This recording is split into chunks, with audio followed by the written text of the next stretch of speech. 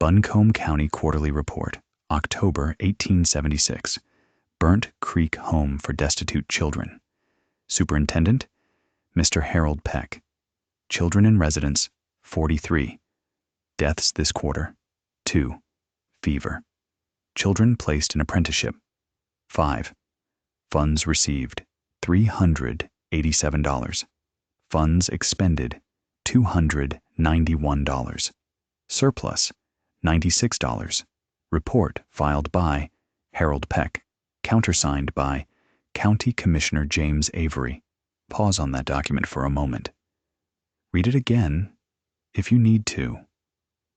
It looks exactly like what it claims to be.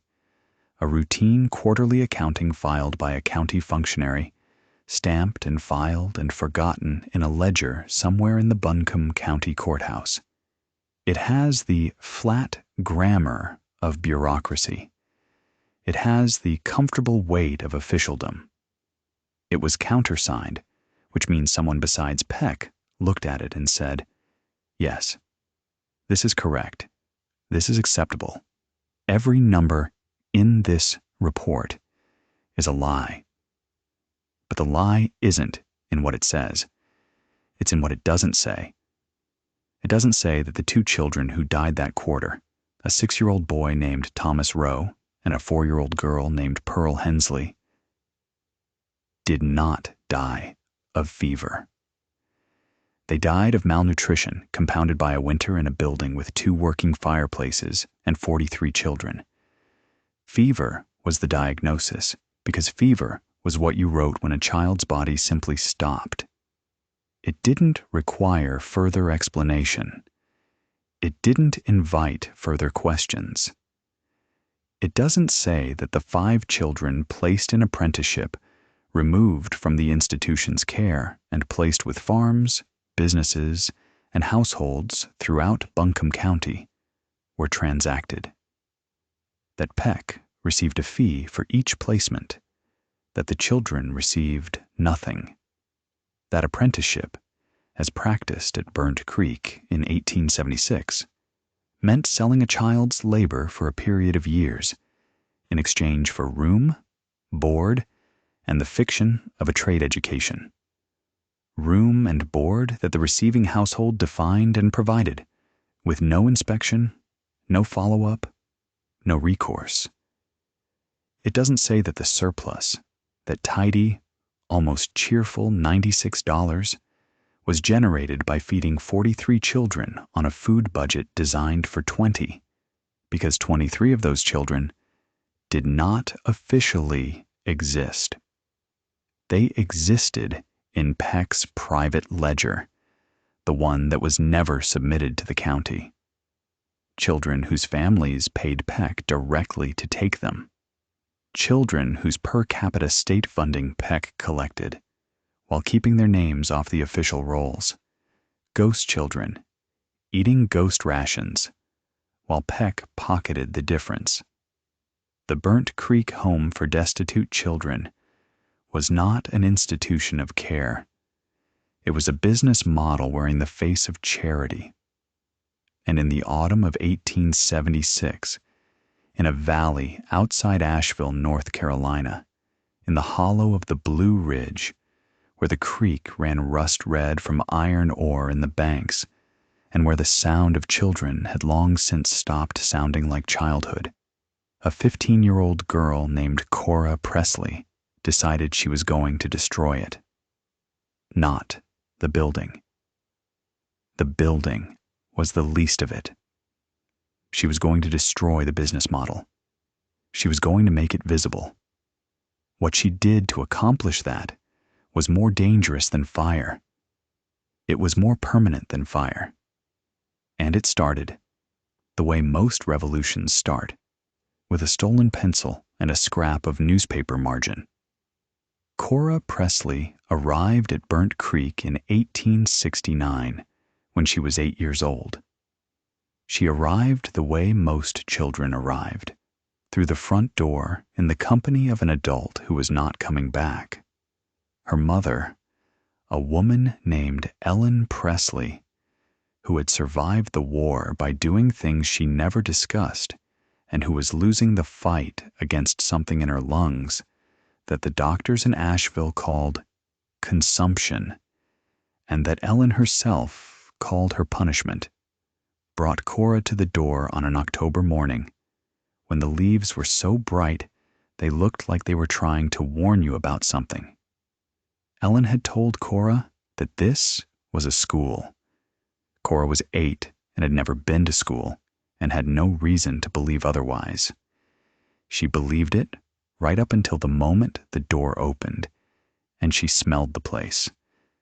That particular institutional smell of lye soap and mildew, and something underneath both of those that took Cora years to identify, and that she finally named when she was old enough to have language for it, as the smell of despair metabolized into skin. And she understood, in the way children understand things before they have words for them, that this was not a school. This was a place you were put. Ellen Presley kissed Cora once on the top of her head, turned, and walked down the road toward Asheville. Cora watched her go. She did not cry, because she understood without being told that crying was not going to change the direction Ellen Presley was walking.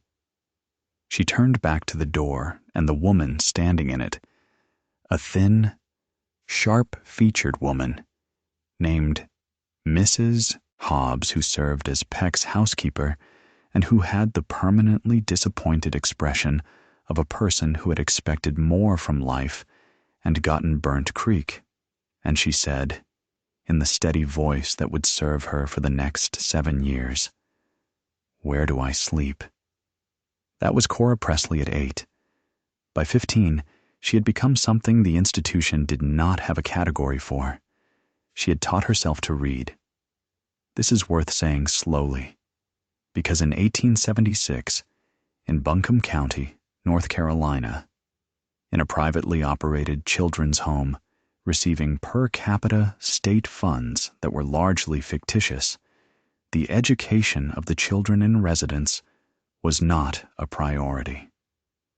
It was technically required by the terms of the state funding. The Burnt Creek Charter described, in language so vague as to be meaningless, a commitment to the moral and educational uplift of the children in its care. But Harold Peck's interpretation of this commitment was a Bible reading on Sundays, conducted by whoever happened to be willing to do it, and an annual visit from a Methodist minister named Reverend Clyde Stokes, who shook hands with Peck, admired the building's exterior, shared a meal that bore no resemblance to what the children ate, and filed a letter with the county attesting to the spiritual welfare of the residents. Cora had learned to read from the materials available to her. The Bible, first. She had stolen a hymnal from the chapel and worked through it letter by letter, matching sounds she'd heard to marks on paper, until the marks began to resolve into meaning. Then newspapers, when she could get them. Peck subscribed to the Asheville Citizen and left his copies in the common room after he'd read them, which gave Cora approximately 40 minutes before Mrs. Hobbs collected and burned them. 40 minutes was enough. Cora read the way a person drinks when they've been thirsty a long time, fast, without waste. By the time she was 12, she could read anything placed in front of her. By 13, she could write, having practiced on anything available. The margins of hymnals, the backs of the paper labels that came off supply crates, in the dirt with a stick when nothing else served. Her handwriting was angular and cramped from the conditions in which it was formed, not the careful copper plate of a schoolroom, but something functional and urgent, like writing you do when you're not sure how long you have. At 14, she began the record. She called it, in her own private nomenclature, the account. She started it because of James Hollifield, but she kept it because of everything she began to see once she had started looking with the intention of writing down what she saw. The act of documentation changed her perception. Once she began to record, she could not stop seeing things worth recording. The account became a compulsion, and then a purpose, and finally, though she would not have used this word, a weapon. She kept it hidden in the east wall of the sleeping room, where a stone had worked loose from the foundation and left a gap behind the plaster, just large enough to hold a bundle of papers folded thin. She checked it every morning and every night. She added to it 2 or 3 times a week, in the abbreviated style she had developed to stretch her paper supply. Abbreviations, symbols, shorthand that was entirely her own invention. March 14th, 1876. James was taken today. He cried. Mr. Peck told him to be a man. James is 10. That was the entry she would read to the North Carolina General Assembly in 1920, when her hands were old and the paper was yellow, and the handwriting looked like it had been made by someone else entirely. Some vanished child writing in urgent, cramped letters on the margins of a world that had not been designed to notice her. But that is getting ahead of the story. In 1876, Cora was 15 and James Hollifield was 10, and he was gone. Harold Peck had been superintendent of the Burnt Creek home for destitute children since 1871, when he succeeded a man named Torrance, who had died of apoplexy during an argument with the county about funding. Peck had not sought the position. He had been a clerk in the county commissioner's office, a man in his mid-40s with a careful handwriting and a talent for the kind of arithmetic that made budgets look different from what they were. And when Commissioner Avery had needed someone to take over Burnt Creek without making a fuss, Peck had been available and willing. He was not, to anyone's outward observation, a cruel man. He did not beat children, or rather, he permitted it in the form of what he called discipline, administered by his groundskeeper, a man named Silas Broom. But he did not do it himself, and he kept it within what he considered reasonable limits. He did not take any particular pleasure in the deprivation he oversaw. He did not hate children. He had a general opinion that children should be quiet and useful and grateful, and that the children of the poor were constitutionally inclined to ingratitude and disorder. But this opinion was so thoroughly conventional in Buncombe County in 1876 as to be nearly invisible. The water in which everyone swam. What Peck had discovered in his first year at Burnt Creek was arithmetic. Specifically, the arithmetic of per capita funding applied to an institution where the head count was flexible and the oversight was minimal.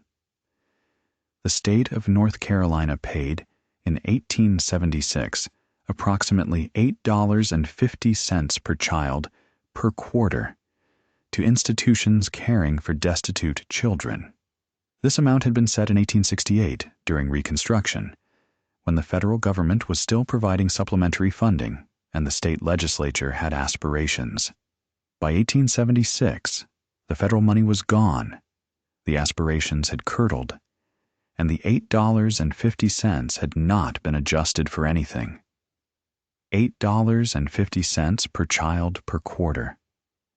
Peck had 43 children officially on the rolls, which meant the state sent him approximately $365.50 per quarter from state funds, supplemented by the charitable contributions and local taxes that made up the remainder of the $387. Against this, he was expected to provide housing, food, clothing, medical care, and education. The housing was the building, which Peck owned, and for which he charged the county a lease fee that he also paid to himself. The food was the question. Peck had discovered in his first winter at Burnt Creek that children could be kept alive, could be kept not dead, which was his operational definition of care, on a diet that cost considerably less than the per capita allocation suggested. Cornmeal, salt pork occasionally, dried beans, potatoes when available, buttermilk when the dairy up the road had excess. These were not foods that required much money. They required the willingness to watch children eat them and believe that this constituted provision. Peck was willing. He was practiced at it. He had, as mentioned, a talent for the kind of arithmetic that made budgets look different from what they were. And he had applied this talent to the task of making $291 in quarterly expenditure look like the full and appropriate provisioning of 43 children, when in fact it represented bare subsistence for approximately 20, with the gap made up by what Peck privately thought of as efficiency, and what Cora Presley's account described with precise specificity. October 12th, 1875, the account read, "Supper was cornmeal mush, no salt. Eli would not eat. I fed him from my portion. He has not spoken in 3 days. His hands shake in the morning. I believe he is the same as Thomas was before Thomas died. I have told Mrs. Hobbs. Mrs. Hobbs told me to mind my concerns. Eli was 5 years old. He had arrived at Burnt Creek 6 months earlier, in a state that Cora recognized as the particular blankness that came after something had happened to a child that the child had no framework to process. He did not speak. He responded to his name sometimes, and sometimes did not. He ate when food was placed in front of him, and did not eat when it was not, without apparent distress either way, as though the mechanisms that signaled hunger and satiety had been disconnected from the systems that would act on them. Cora had appointed herself his guardian from the first week of his arrival, with no ceremony and no discussion. She simply began making sure he ate, making sure he was warm, placing herself between him and anything that seemed likely to cause him additional harm. She did not know what had happened to Eli before Burnt Creek, and she never found out. His intake papers, filed in Peck's office, listed him as Eli, surname unknown, age approximately 5, parents unknown, delivered by a man described as a neighbor. The neighbor's name was not recorded. The man had not provided it, and Peck had not asked, because Peck was receiving a private per capita payment for Eli that did not appear in the county records, and the fewer questions attached to that transaction, the better. This was the ghost child system. Peck maintained 2 sets of books. The official record, the one submitted to Commissioner Avery, the one that generated the quarterly report, showed 43 children. The private record showed the full count, which fluctuated between 48 and 52, depending on the season and the particular currents of misfortune that brought children to his door. For the children who appeared only in the private record, Peck collected fees from the families or individuals who delivered them, fees that ranged from $2 to $5 per quarter, paid in cash, not entered anywhere. These children ate the same food as the official children. They slept in the same beds. They wore the same inadequate clothing. They were, in every practical sense, indistinguishable from their officially recognized counterparts. The only difference was that their existence was invisible to the county, and therefore to any possible oversight. Cora knew about the ghost children. She had counted them herself, carefully and repeatedly, and compared her count to the county reports she had read in the newspapers. The discrepancy was consistent. She recorded it. January 3rd, 1876. Official count per. The Citizen newspaper report is 43. I count 51 this morning at breakfast. The 8 who are not counted. Eli. The Garland boys, 2 of them brothers, came in November. The girl with the scar on her neck. Nobody has told me her name. The Hensley baby, who is sick. 2 boys whose names I don't know yet. They are all real. They all need to be counted. Peck ate breakfast every morning at a table in his private dining room, a small space off the kitchen that was separated from the children's eating area by a wall and a door that was always closed. His breakfast was eggs, generally, and cornbread, and coffee that came from Asheville, and in the winter months, a glass of apple brandy that he poured from a bottle he kept in his desk drawer, and that he considered medicinal. He was not a dramatic drinker. He drank the way he did everything, with the moderation of a man who was careful about the impression he made. But the breakfast was good, and it was warm, and it was eaten in a room that had its own fireplace, and it was completely separated by wall and door and the mechanism of his own deliberate inattention from the room in which 43 officially counted children ate cornmeal mush without salt. He told himself every morning at that table that he was providing a service. He told himself this often enough, and in enough different formulations, that it had ceased to feel like justification and had become simply his understanding of reality. Before Burnt Creek, these children had nothing. They had destitute parents or dead parents, or parents who were in one of the ways that Reconstruction-era poverty manifested: dispersed, desperate, destroyed. They had been delivered to his door by the county, by the state, by private individuals, by desperation in its many forms. He had given them a roof. He had given them food sufficient to sustain life. He had given them the minimal social organization of an institution, which was more structure than they would have had in the streets of Asheville or in the broken households they came from. He genuinely believed this. This is what made him more frightening than a sadist. A sadist can be identified and removed. A man who genuinely believes that survival constitutes adequate care, who has organized an entire institutional logic around the proposition that not dead equals cared for, is a man who will defend what he is doing with the full conviction of someone who believes he is doing right. Peck was not haunted. He slept well. He noted, in his private moments, that the mortality rate at Burnt Creek was lower than the mortality rate among destitute children on the streets of Asheville, which was true, and which he took as evidence that his methods were sound. He did not calculate the mortality rate against children in functioning households.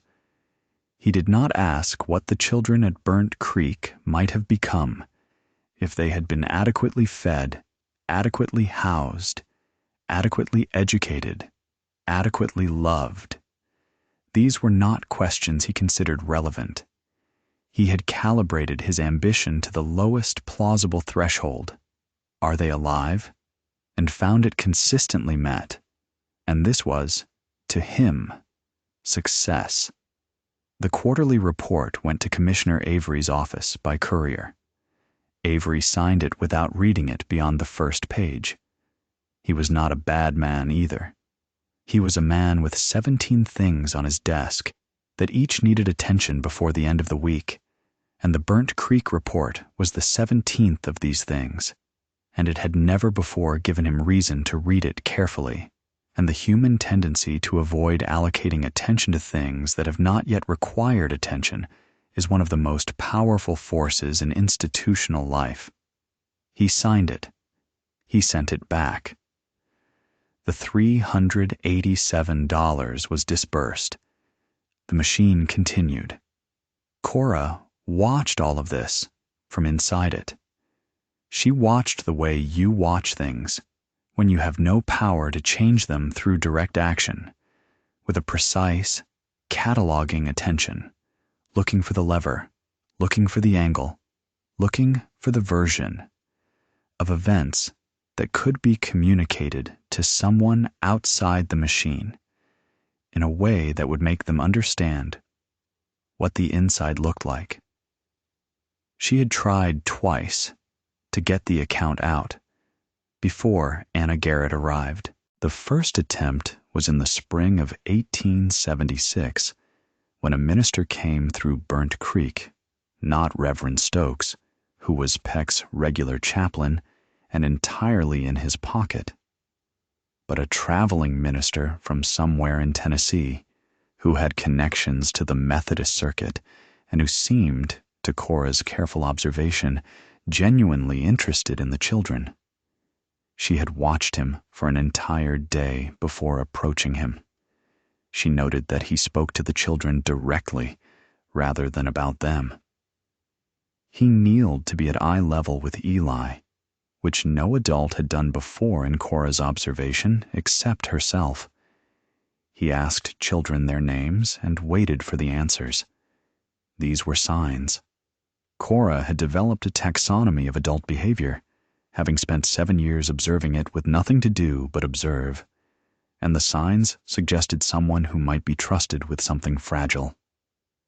She had folded a copy of the most recent account entries, 14 pages, both sides, in her cramped and abbreviated hand, into the cover of a hymnal and pressed it into the minister's hands during the Sunday service, while Peck was distracted by a conversation with Mrs. Hobbs. She said quietly, without meeting his eyes, because meeting his eyes would have been noticed. Please read this when you are away from here, and then please take it to the newspaper in Asheville or to the county judge, and please don't tell Mr. Peck. The minister, whose name was Reverend Albemarle Foster, took the hymnal. He smiled at her. He left that afternoon. He was, as it turned out, a friend of Peck's from before, from a time when both men had been involved in the same church committee in Asheville, and he went directly from Burnt Creek to Peck's boarding house and told him what the girl had handed him and gave him the hymnal. Peck came back to Burnt Creek the following morning and conducted what he called an inventory of the children's personal effects, which was a search, and he found nothing. Cora had a duplicate of the account in the wall and had guessed, with the instinct of someone who has survived by reading situations correctly, that her trust had been misplaced and had made sure there was nothing to find. But she watched Peck's face during the search, and she understood with absolute clarity that the minister had told him. She adjusted her taxonomy accordingly. Church connections were not sufficient evidence of trustworthiness. Proximity to Peck was disqualifying. She needed someone with no prior relationship with Harold Peck. The second attempt was more circuitous and failed in a different way. In September of 1876, a girl named Martha Capps, 13 years old, placed with a family in Asheville proper, a merchant family named Whitfield, who seemed, by the reports Martha gave Cora in the weeks before her placement, like decent people, left Burnt Creek with a letter sewn into the hem of her dress. The letter was addressed to the editor of the Asheville Citizen and described in Cora's precise and abbreviated language the essential structure of Peck's accounting fraud and the conditions inside the institution. Cora had coached Martha on what to do. "Wait until you are settled with the Whitfields," she said. "Wait a week. Then give the letter to Mrs. Whitfield and tell her what it says and ask her to deliver it." Martha waited a week. She gave the letter to Mrs. Whitfield. Mrs. Whitfield read it. She was a literate woman, a quality not universal in Buncombe County in 1876, and she read the letter carefully. And then she folded it and put it in her bureau drawer and did not speak of it again. Cora did not know this for several weeks, because Martha was her only contact outside Burnt Creek, and Martha's letters were written to Cora through the institution's mail, which Peck reviewed. It was only through a carefully worded exchange of what appeared to be ordinary correspondence, full of coded references that Cora and Martha had established before the placement, that Cora eventually understood. Mrs. Whitfield had made a calculation. The calculation was this: if the orphanage was reported and investigated and found to be as the letter described, one of two things would happen. Either it would be reformed, which would require political will that she had no confidence the county possessed, or it would be closed, which meant 43 children, officially 43, would be returned to their families or dispersed into the streets or distributed to other institutions that might be worse. The Whitfield family had Martha now. Martha was eating well and sleeping warm and learning the Whitfield household's rhythms. Mrs. Whitfield had begun to feel something for her that she was not yet prepared to call maternal, but that was in that direction. She was not going to disturb this arrangement by introducing an orphanage scandal into her husband's social world. She was not cruel. She was not indifferent. She had made a calculation, and the calculation had come down on the side of Martha's immediate welfare rather than the welfare of the 42 children still at Burnt Creek. Cora understood this when she worked it out from Martha's letters, and she did not blame Mrs. Whitfield because she understood the calculation, even if she would have made it differently. But she filed it in her taxonomy. People with something to lose will protect what they have before they will act on what they know. She needed someone with less to lose, or someone whose social position made action easier than inaction. She had not yet found that person when January of 1877 arrived, and with it, Miss Anna Garrett. The announcement of the new teacher had come to Cora secondhand through the back-channel information network that the children at Burnt Creek maintained with the particular efficiency of people who have nothing else to trade. News traveled through the institution in its own way, whispered in the sleeping rooms, passed in the work lines, communicated in the shorthand of sideways glances and brief contact, and the news that Peck had hired a teacher from the female academy in Asheville had made its way to Cora 3 days before Anna Garrett arrived. Cora's first response was caution. She had noted that her last 2 attempts to communicate outside had failed through the vectors of church and civic connection, and that each failure had cost her something, either direct exposure or the loss of a potential ally. She was rationing her attempts. She could not afford a 3rd failure that was traceable back to her, because Peck, for all his obtuseness in some areas, had begun to watch her more carefully than he watched the other children, with the particular attention of a man who suspects someone of knowing something and has not been able to confirm what they know. She filed the teacher as a possibility and began, with the patience that was one of her most essential qualities, to observe. Anna Garrett arrived on a Tuesday in January 1877 in a hired buggy from Asheville with a trunk of books and a coat that was too thin for the valley's cold. She was 24 years old, a graduate of the Asheville Female Academy, the youngest daughter of a watchmaker who had moved to Asheville from Virginia before the war, and who had given his daughters what education he could afford, which was more than most.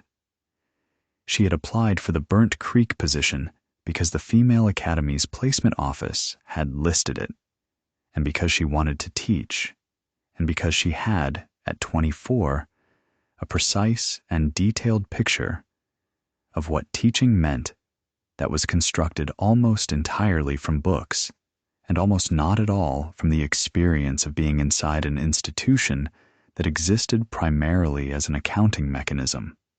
She was not naive in the way that means foolish. She was naive in the way that means unacquainted with a particular kind of knowledge. The knowledge of what institutions become when they are created to serve the vulnerable and funded to serve themselves instead. She had read about poor law reform and the abuses of the workhouse system in England, had read about the Children's Aid Society in New York, and Charles Loring Brace's arguments about the dangers of institutional childcare, and had formed the view, common among educated reformers of her generation, that institutions were preferable to nothing but dangerous without oversight. She had applied to Burnt Creek with the intention of providing exactly this kind of oversight, a responsible, educated presence inside the institution. She had not considered, when forming this intention, that the superintendent would manage her perception of the institution as carefully as he managed everything else. Harold Peck was, in Cora's taxonomy, extremely competent at the maintenance of appearances for intermittent visitors. He had, over 5 years, developed a precise repertoire of institutional performance. The clean front rooms, the scrubbed children produced on schedule, the Sunday inspection of dormitories that were temporarily organized, the meals that happened to be somewhat more substantial on the days when observers were present. He extended this performance to Anna Garrett's first weeks at Burnt Creek, and it worked because Anna didn't yet know what she was looking for.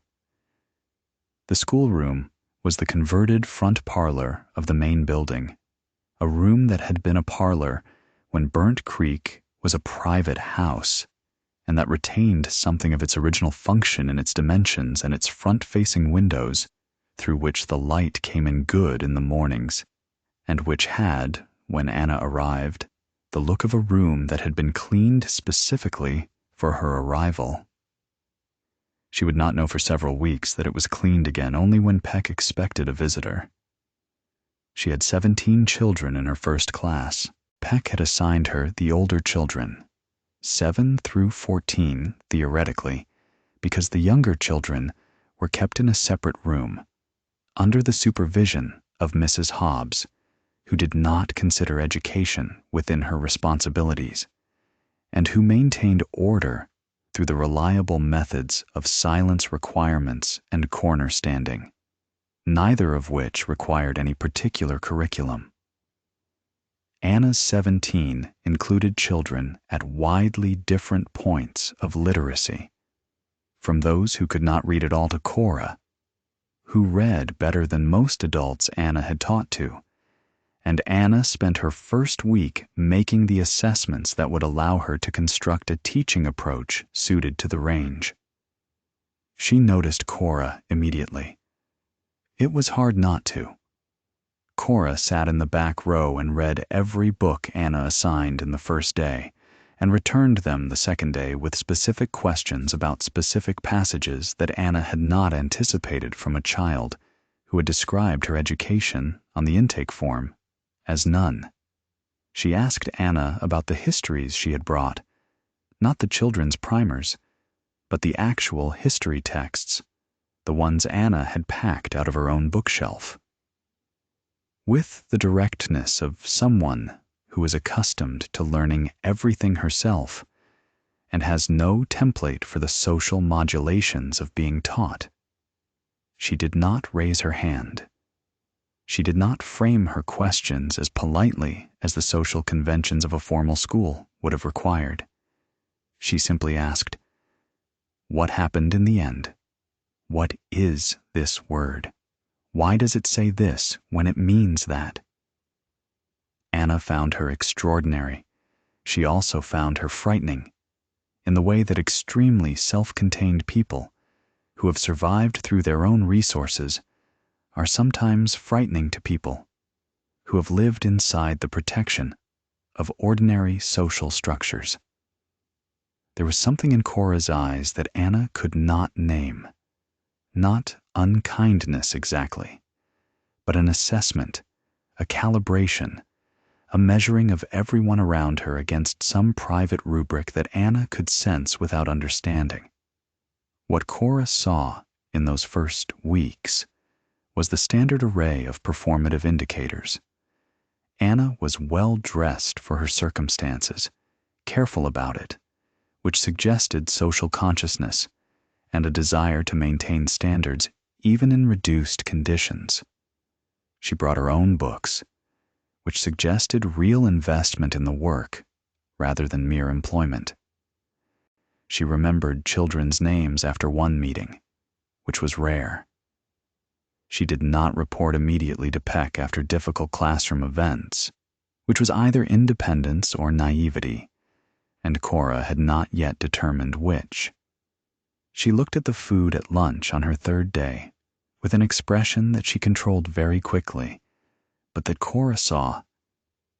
A flicker of something that might have been dismay, suppressed with the efficiency of someone who had been taught that certain responses were inappropriate in professional settings.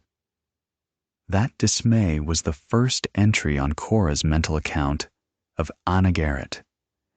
Someone who felt something at the food was someone who was still capable of feeling something about the situation. She gave it 7 more weeks before she moved. In the meantime, the business of Burnt Creek continued in its regular operations, and to understand what Cora was protecting the children from, to understand the full weight of what she was documenting, it is necessary to follow that business into its most distant extension, into the county roads and farm fields and the tannery on the French Broad River, where a 10-year-old boy named James Hollifield was learning what apprenticeship really meant. James had arrived at Burnt Creek 2 years earlier, in the winter of 1874, at the age of 8. His parents were not dead. This was a detail that Cora had noted in the account with particular significance, because the official intake document described James as an orphan, which he was not. His father was alive and working a farm in Madison County. His mother was alive and living with the father. They had 4 other children. They had had a bad winter, and James was the oldest, and some county agent or church official or just a neighbor who knew about Burnt Creek and knew that it took children had suggested that if you couldn't feed them all, the county home would keep one alive until you could take him back. The father had brought James in February. He had said he would be back in the spring. He had not come back in the spring, or the spring after, or the spring after that. James understood, by the time Cora first entered him in the account, that he was not going to be retrieved. He had stopped looking for his father at the gate every morning, which was something Cora had watched happen. The gradual extinction of a daily expectation. with the kind of controlled attention that kept the sadness of it from immobilizing her. She did not look away from sad things. Looking away was the luxury of people with somewhere else to look. She recorded them. November 14th, 1874. James Hollifield came this month. 8 years old, from Madison County. His father left him. He waits at the gate after breakfast every day. I haven't told him to stop. January 2nd, 1875. James stopped going to the gate. This economy of language, this compression of an enormous grief into 2 short sentences separated by 6 weeks, was characteristic of Cora's accounting style. She did not elaborate on what it meant that James had stopped going to the gate. She did not need to. The gap between the 2 sentences contained everything. By March of 1876, James was 10 and had been at Burnt Creek for 2 years. He was a compact, serious boy who had developed, as many of the children did, a specific competence that made him useful to the institution. In James's case, this was a facility with animals. He had grown up on a farm, and he knew how animals moved and what they needed. And he took care of the 2 mules that Peck kept for the farm work and the wagon, and the chickens that lived in the yard, and that he managed with a patience and a gentleness that were, in the context of Burnt Creek, remarkable. Peck noticed the animal facility. Peck also received, in late February 1876, a letter from a man named Caulfield, who operated a tannery on the French Broad River outside Asheville, and who needed a boy. Not a grown worker, a boy. Boys were useful at a tannery for specific tasks that required smallness: climbing into the vats, to scrub, working in the low spaces under the drying racks, hauling the raw hides that came in from the slaughterhouses because the hides could be dropped into a barrow pulled by someone short enough to maneuver between the vat stands. Caulfield paid Peck $3 for the placement. He would pay no wages to James. He would provide board, a cot in the back of the tannery, food from the workers' table, a blanket in winter. He would provide no education. The letter described this arrangement in the flat language of a business proposition, because that is what it was. Peck signed the agreement on March 10th.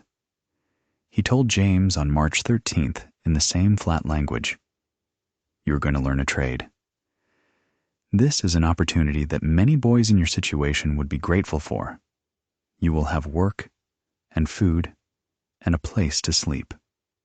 March 14th, 1876. James was taken today. He cried. Mr. Peck told him to be a man. James is 10. James Hollifield arrived at the Caulfield Tannery on the afternoon of March 14th, 1876, in the back of the county wagon that made the circuit of placement deliveries and pickups. He had never smelled anything like a tannery. The smell was the first assault, the deep, caustic, animal smell of hides in various stages of processing, the bark liquor in the vats, the fat and blood of the raw materials, the ammonia of the urine that some tanneries still used in the early stages. He stood in the yard and took in the smell and the sound and the scale of the operation. Caulfield's was not large by industrial standards, but it was enormous by the standards of James's experience, and he did not cry again because Peck's instruction had landed somewhere in him with the weight of a prohibition. He worked 14 hours the first day. This was not unusual. The tannery workers worked long days because the hides did not pause in their processing for human convenience, and because Caulfield ran a competitive operation and competition in the tanning business in 1876 meant labor cost minimization.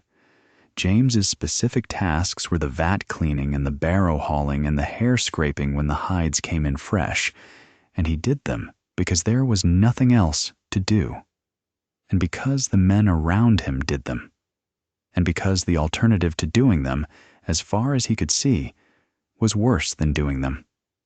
He slept on the cot in the back of the tannery and ate at the workers' table, and did not speak much, and did not cry again, because at 10 years old he had already been through enough transitions to understand the practical futility of crying after the fact.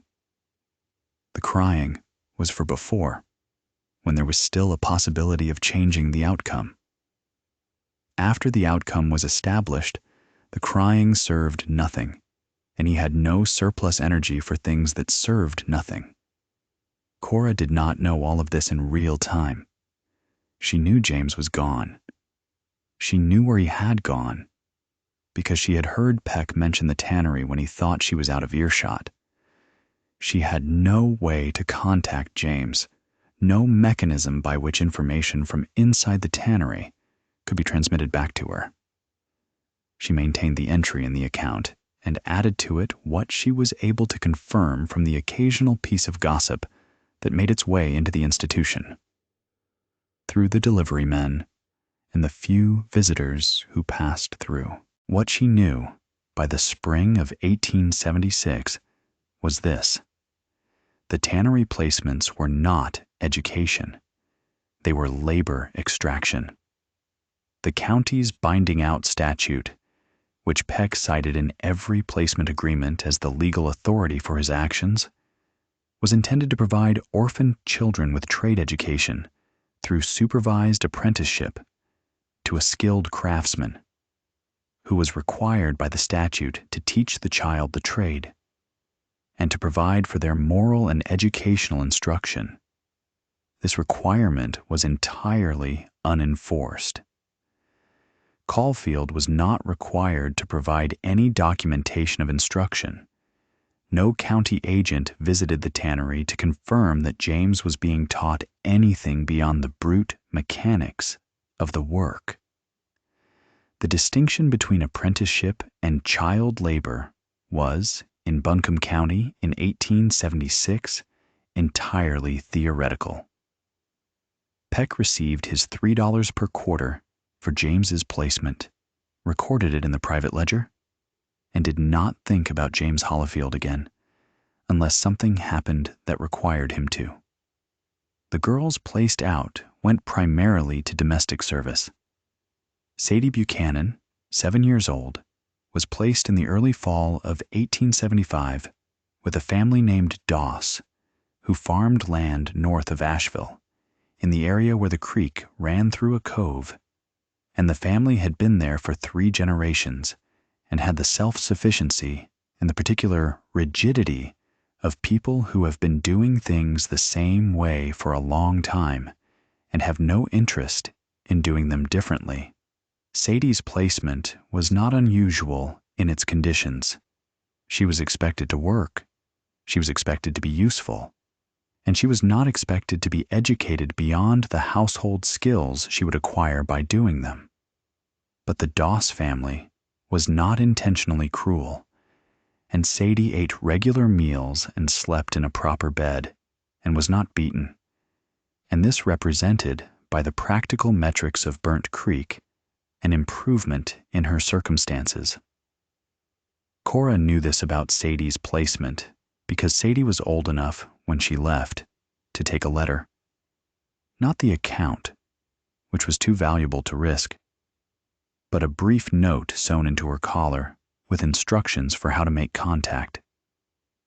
Sadie's contact had been irregular and was mediated by the Doss family's willingness to allow her to send mail, which they permitted on the grounds that it seemed harmless and that Mrs. Doss had a general sympathy for the child's situation.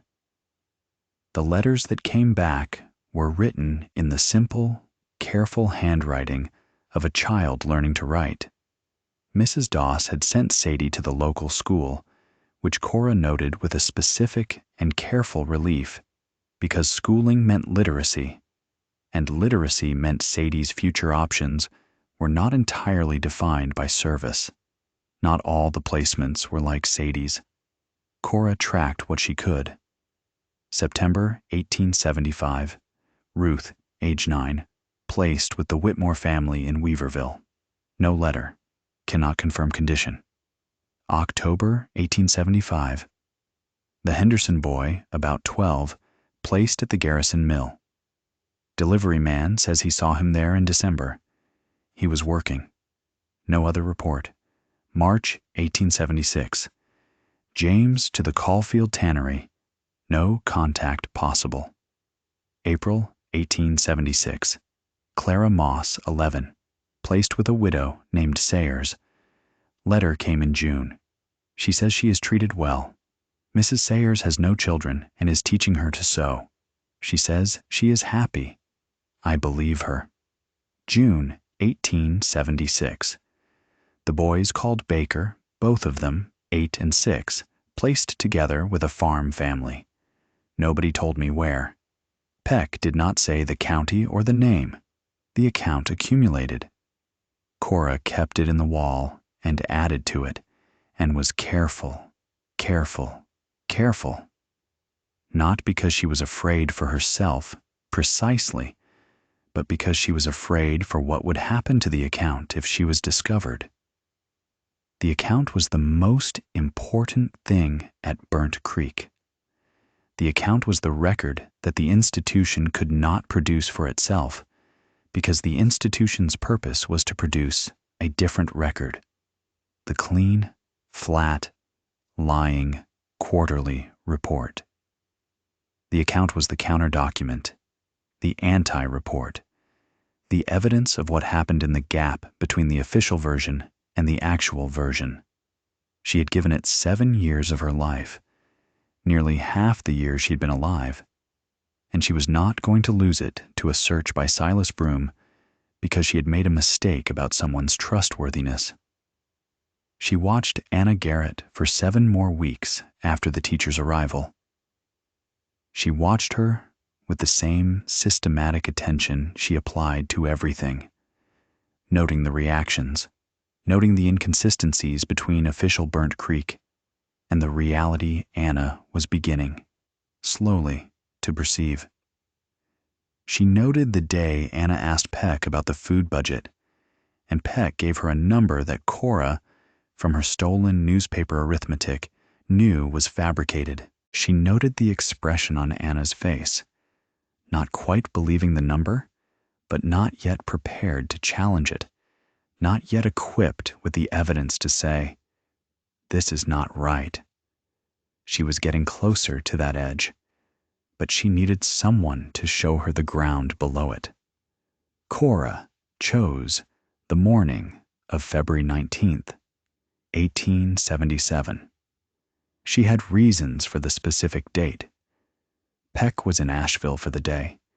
Mrs. Hobbs was occupied with a delivery dispute at the back of the building, and the schoolroom was empty in the hour before the morning session, while Anna prepared her materials. Cora walked in, carrying the hymnal with the account folded inside it, and set it on Anna Garrett's desk, and said without preamble, "I need you to read this. Don't say anything to Mr. Peck. Don't say anything to anyone until you've read all of it. Don't try to help me without talking to me first. And when you're done reading, if you want to talk to me, I'll be here." Then she sat down in her chair and opened her own book and waited. Anna Garrett looked at the hymnal. She looked at Cora. She opened it. She read for the full hour before the other children arrived.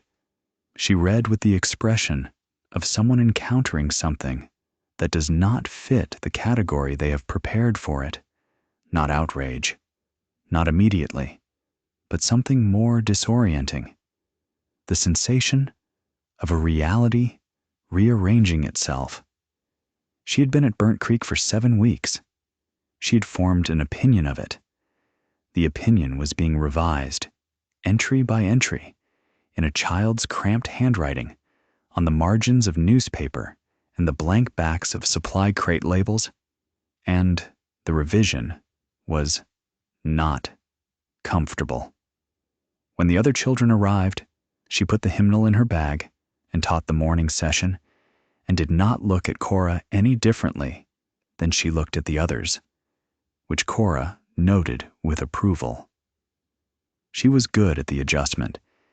She had the social facility that comes from formal education and a professional identity, and she used it to maintain the surface of the morning, while underneath the surface, something was shifting. At noon, when the children went to eat, Cora stayed behind on the pretext of returning a book. Anna said, "How long have you been keeping this?" "Since I was 14, Cora said. "Before that in my head." She said, "How do you know these numbers are right?" "I took them from the county reports in the newspaper," Cora said. "Peck's reports. I compared them to what I count here every day. The difference is always between 8 and 12 children." She said, "The placements, the children who were sent out. Do you know where they are?" "Some of them," Cora said. "I'll show you what I have." Anna sat down in the chair behind her desk and looked at Cora across the table and said, "If I take this to someone, to the paper, or to the commissioner, or to anyone, what happens to you?" Cora said, "I don't know." She said, "What happens to the other children?" "I don't know that either," Cora said. "I know what happens to them if nothing changes." Anna Garrett was quiet for a long time. The schoolroom had 3 windows facing south, and the February light came in flat and cold and lit the dust in the air between them with the particular impermanence of winter light in the mountains. That quality of illumination that is present and then gone and does not promise to come back. She was 24 years old. She had been a teacher for 7 weeks. She was being asked by a 15-year-old girl to participate in the dismantling of the institution in which she worked, using records the girl had kept in secret over a period of years, at unknown personal risk, for the purpose of what? Justice. If justice existed in Buncombe County in 1877, in any form that applied to the children at Burnt Creek. Accountability. If accountability was a concept that had ever been applied to Harold Peck. She did not say yes that day. She said, "Let me think." Cora said, "All right," she said. "Don't do anything yet. Don't tell anyone I showed you." "I understand," Anna said. Cora took the hymnal and left. Anna Garrett thought about it for 3 days.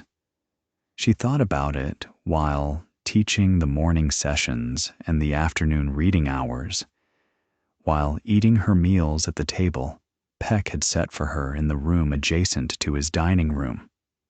The room that was not quite as good as Peck's room, but considerably better than the children's room, a distinction she had not examined until now.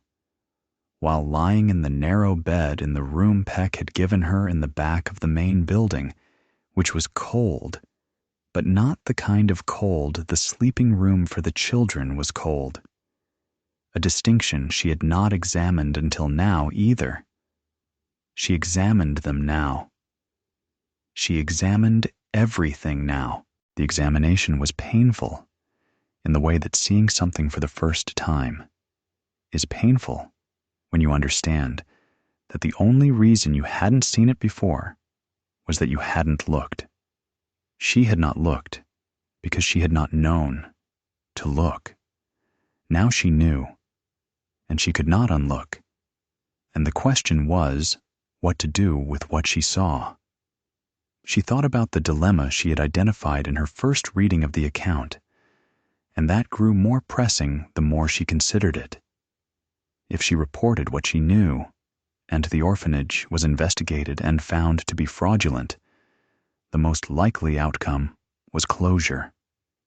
Closure meant 43 official children, and however many ghost children currently in residence, distributed to other options, and she had spent 3 days trying to identify what those other options were, and finding them limited.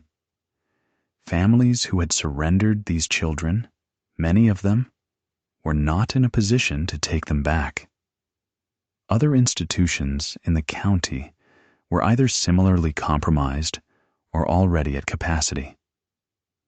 The streets of Asheville were not abstract. The children she saw every day in that schoolroom were not abstractions. She thought about the minister who had taken Cora's first record back to Peck. She thought about Mrs. Whitfield's letter, which Cora had described to her, which had been read and filed and not acted on. She thought about the category of person who would receive this account and act on it effectively and quickly before the political gravity that surrounded any challenge to the existing order could close back over the effort. On the morning of the 4th day, she went back to Cora and said, "There's a newspaper editor in Asheville named Peck, George Peck. He runs the Citizen. He published a piece last year about the condition of the county poorhouse, which means he has already done this once and survived the political consequences.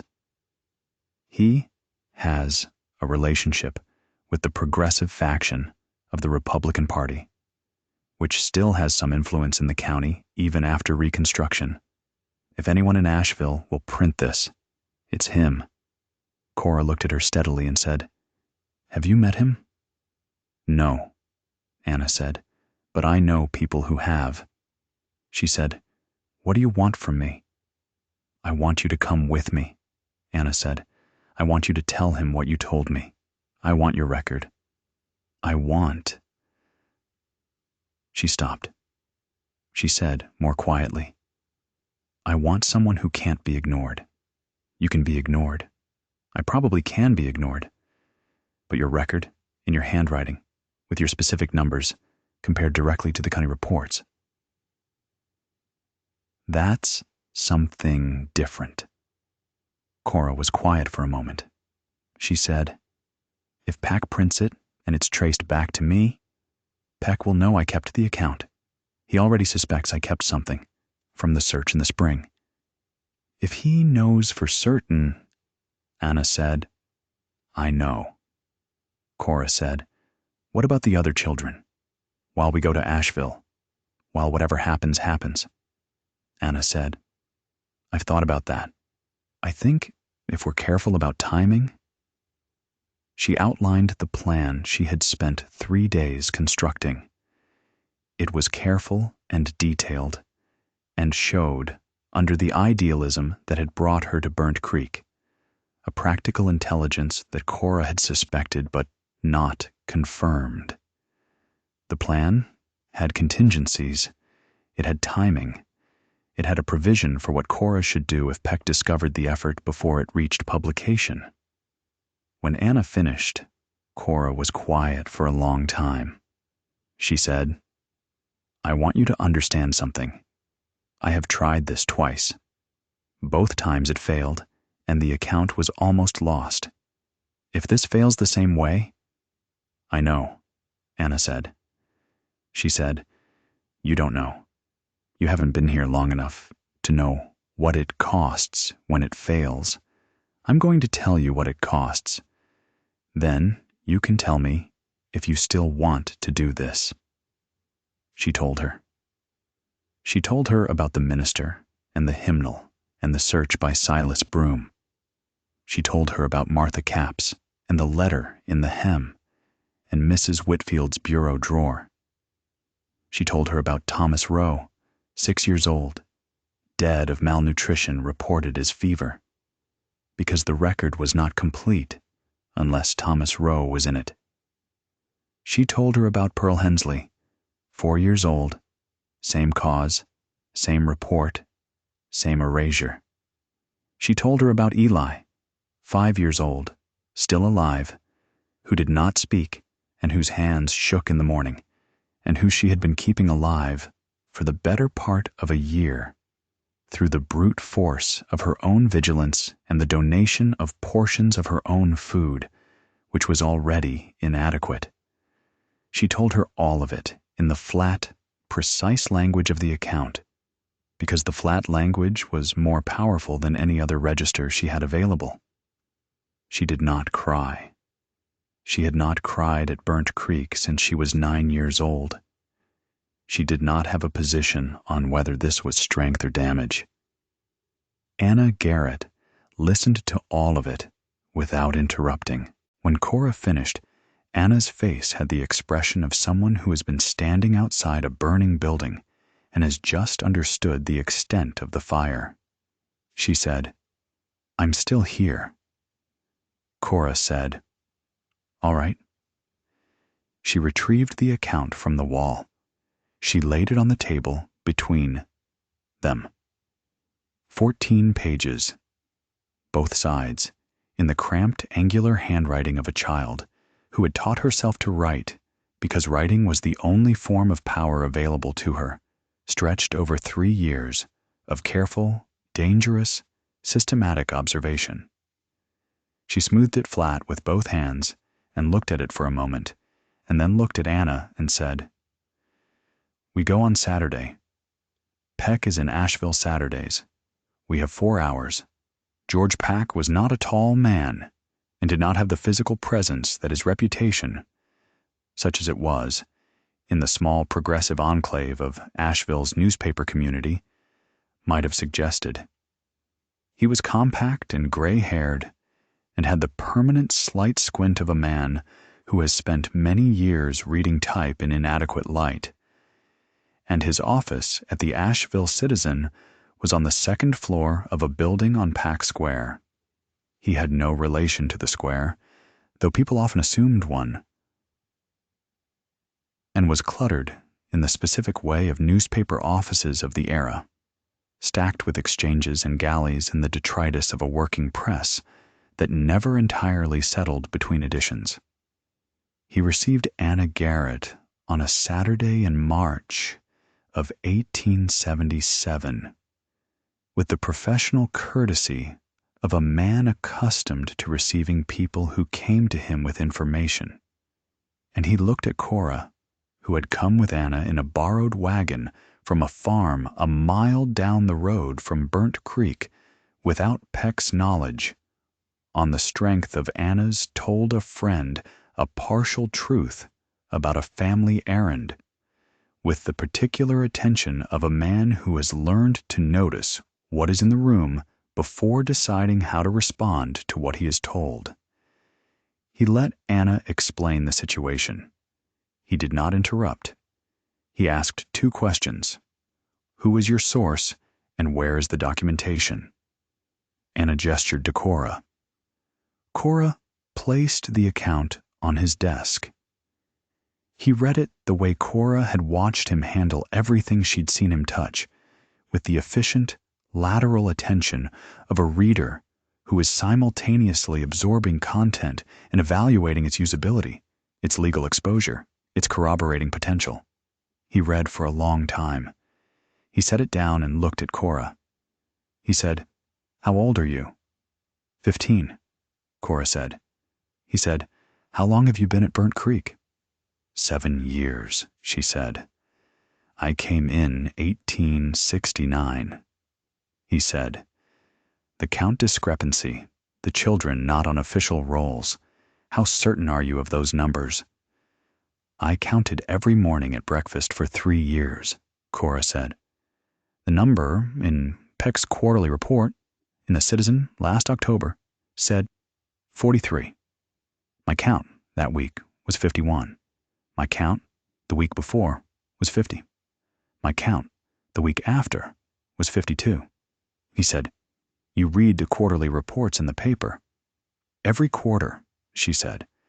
"I compared them to my counts. The discrepancy is consistent.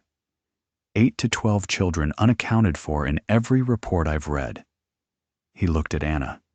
He said, "And you can corroborate her account from your own observation." Some of it, Anna said. I've only been there 7 weeks.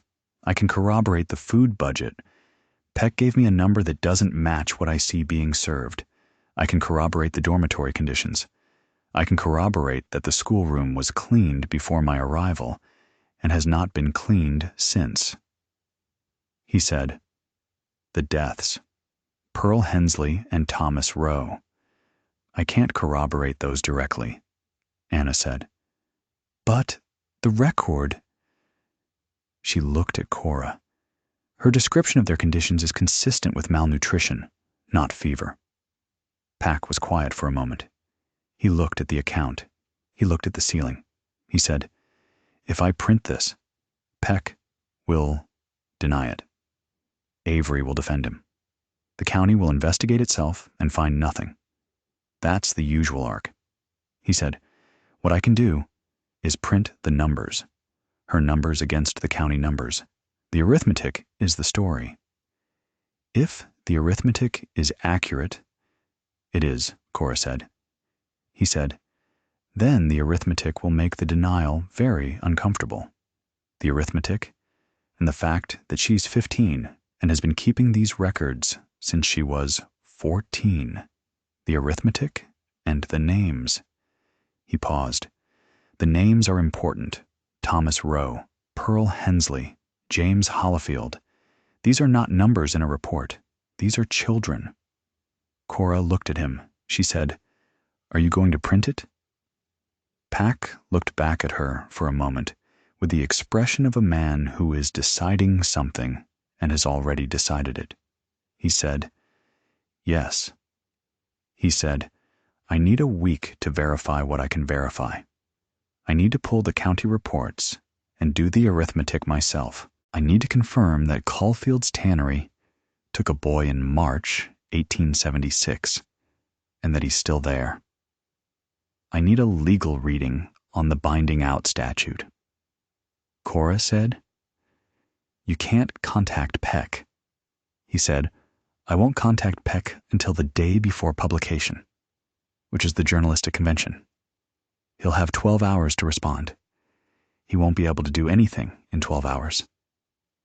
She said, if he figures out it came from me before the paper is printed. I know, he said. He looked at Anna. Get her back. Don't let this take longer than you planned. He looked at Cora. Is there anyone inside that building who can protect you if this goes wrong before Saturday? Cora thought about this. She thought about the children, about Eli, who could not protect her, and whom she could not leave. About the other children who depended on the equilibrium she maintained through her careful invisibility. She thought about Anna, whose presence at Burnt Creek was its own complication. She said, I've been protecting myself for 7 years. I can manage another week. Peck looked at her for a long moment.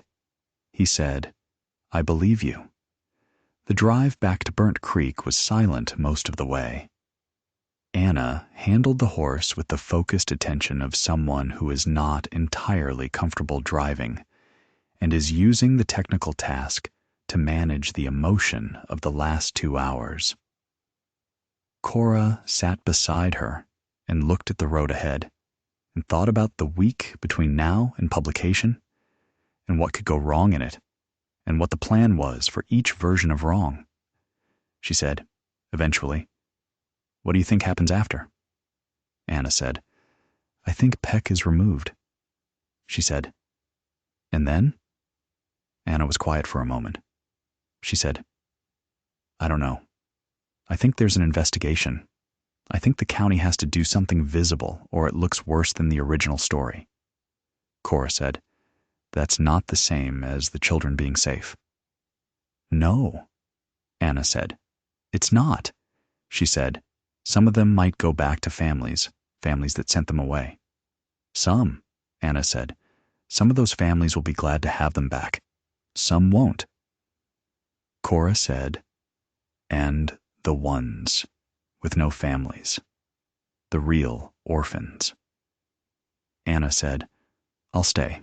Whatever happens, I'll stay as long as there's a place to stay, and I'll make noise if they try to close it without providing something better. This was not a guarantee. They both knew it was not a guarantee. The week ahead was not a guarantee of anything. The article, if it ran, was not a guarantee of justice in any form that Cora would have recognized as the thing that Thomas Rowe and Pearl Hensley deserved. It was the best available option in a landscape of inadequate options. It was the lever, positioned at the only available fulcrum, pressed with the only available force. Cora said, "All right." The wagon turned into the valley road toward Burnt Creek. The building came into view at the end of the road. 2 stories of weathered wood and stone, the front porch with the broken rail that had been broken since before Cora arrived. The yard where the children were allowed an hour of outside time in the afternoon, and where the grass had been worn bare along the fence line by the same walking path the children had worn for years. The east wall where, behind the second stone, and from the corner of the foundation, behind the plaster, the wall was now almost empty. Cora looked at the building.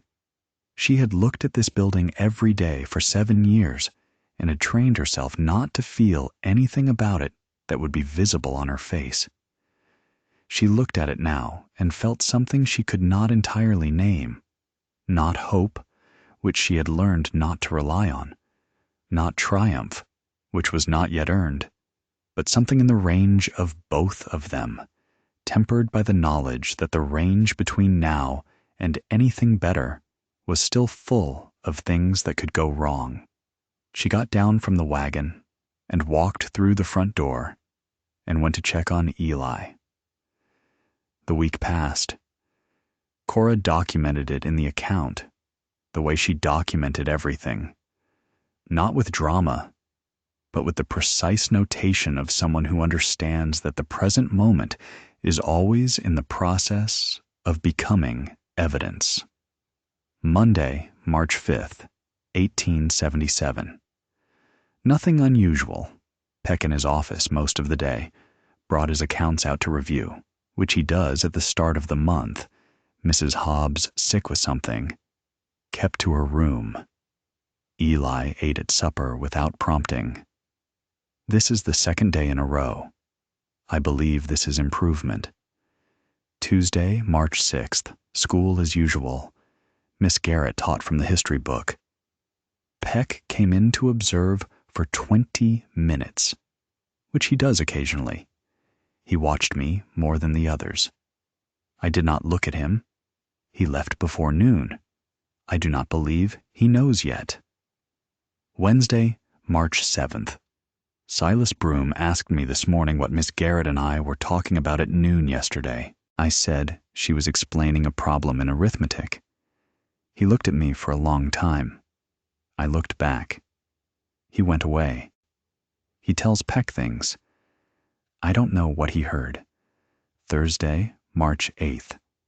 Peck spoke to me for the first time in weeks. He asked how I found Miss Garrett's teaching. I said I found it good. He said she was a fine young woman. He said he hoped the school was providing adequate education for the children in his care. I said, "Yes, sir." He said, "I know you have always taken a particular interest in the younger children, Cora." I said, "Yes, sir." He said, "I hope you understand that I have always had the welfare of these children at heart." I said, "Yes, sir." He looked at me for a long time. I looked back. I did not understand what he was trying to tell me, except that he was trying to tell me something. She did not note it in the account then, but she thought about that conversation long after, turning it in her mind, considering its possible meanings. Peck's conversation was almost never without a purpose. He did not make casual remarks. If he was speaking to her about the welfare of the children, He was either making a genuine claim on her sympathy, attempting to recruit her silence through an appeal to shared investment in the institution, or he was warning her. She spent Thursday night in the narrow consideration of both possibilities and arrived by morning at the conclusion that it didn't matter which one it was. The account was in Peck's possession. The arithmetic was being done. Whatever Peck knew or suspected, the mechanism had already been set in motion. Friday, March 9th. Tomorrow is the day. She didn't write more than that. There was nothing more to write that the account was not already holding. George Peck's article appeared in the Saturday edition of the Asheville Citizen on March 10th, 1877. It ran on the front page below the fold, which was not the most prominent position, but was not insignificant. It was headlined in the restrained style of the progressive press of the 1870s as Irregularities Alleged at County Children's Home. Documentation raises questions about official records and child welfare practices. The headline was careful, legally cautious. The story was not. Peck had done what he promised. He had pulled every quarterly report Peck had filed since 1871 and compared the head counts to the per capita funding requests and found the arithmetic consistent across 6 years. Consistent in the sense that it consistently failed to account for the same order of magnitude of children that Cora's records documented. He had confirmed with 3 separate sources: a delivery driver, a woman who had briefly worked at Burnt Creek as a laundress before being dismissed, and a former resident of the institution who was now a young adult in Asheville. That the conditions described in Cora's account were accurate.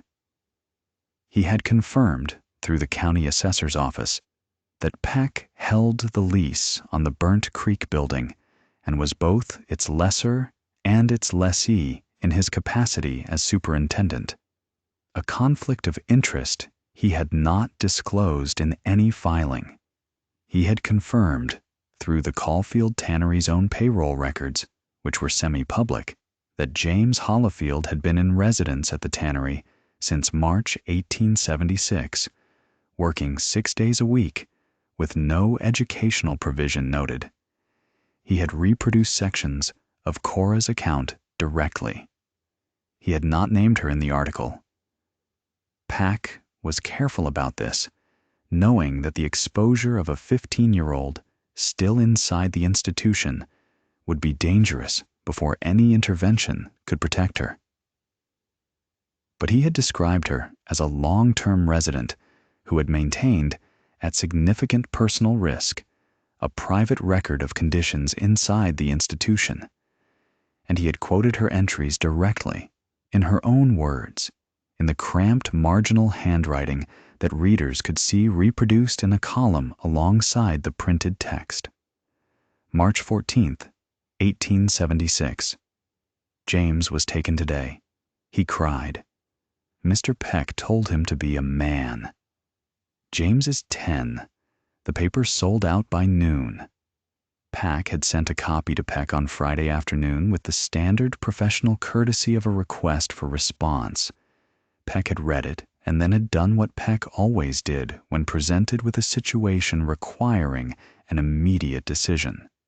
He had thought carefully about the mathematics. He had tried to identify who had given Peck the information. He had considered and dismissed several candidates before arriving, with the resignation of a man who has been outmaneuvered and knows it. At the correct conclusion. He had spent Friday night in his dining room with a bottle of apple brandy and the quarterly reports, looking for the arithmetic, errors that would allow him to deny the story, and had found that the arithmetic did not contain the errors he needed. Saturday morning, while the paper was selling out at Peck's circulation office and at the general stores, and at the post office on the square, Peck drove to Burnt Creek from his boarding house in Asheville and called the children into the common room and stood at the front of it in the gray March light and looked at Cora Presley. She stood in the back row and looked back at him. Her face was still, the way her face was always still in his presence. He said nothing to her directly. He gave a brief address to the assembled children about the importance of loyalty and the misfortune of malicious misrepresentation, and the confidence he had that any fair investigation would vindicate the institution's record of care. His voice was steady. He was an accountant, not an orator, and the address had the quality of a document. It was organized and economical, and it committed to nothing that could be directly refuted. When he finished, he looked at Cora once more, and then he turned and left.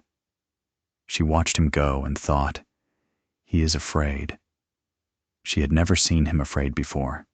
It was remarkable. He was afraid of the arithmetic and of the names, Thomas Rowe, Pearl Hensley, James Hollifield, and of the fact that a 15-year-old girl had been keeping a record while he had been keeping accounts, and that her record was better than his accounts, and that Peck had printed it, and that there was nothing left to do about any of that now except wait for what came next. What came next arrived in the person of 3 men from the county commissioner's office on the following Monday, sent by Commissioner Avery, who had read the Saturday paper and whose reaction had progressed over the weekend from dismissal to concern, to the particular political anxiety of a man who has countersigned 17 reports he did not read and who is now contemplating the consequences of this habit.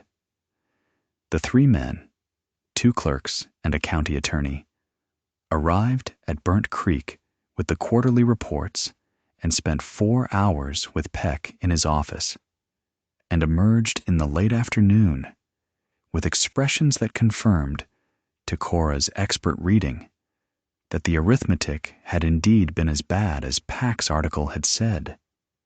They did not speak to Cora. They did not speak to any of the children.